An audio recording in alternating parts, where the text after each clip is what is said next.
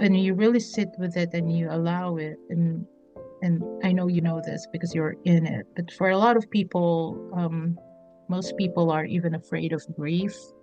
And with my mom's passing in 2021 on my birthday, uh, my grief was tainted with a lot of blame, a blame on how she died. She died on a cold floor, alone. Her family couldn't go see her during the lockdown. And so there was the grief that I felt at that time. I had to read through a lot of the blame and pointing fingers, and I was pointing fingers at the Canadian government, at the border closing down for a whole year. I couldn't see her. So there was a lot of forgiveness I had to go through to get to the pain of grief, to be with the grief, which is so amazingly beautiful.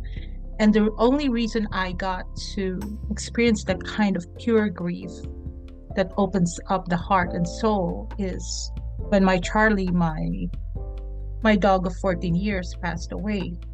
There was no blame there. It was just pure Right. grief. It's different. It's Just so different, isn't pure it? grief. Yeah. And to sit with that grief and to sit with the fear of, will I ever be loved unconditionally again? And for me to say yes to the yes of what you're saying, exactly what you're saying. Yes, I'm going to be okay.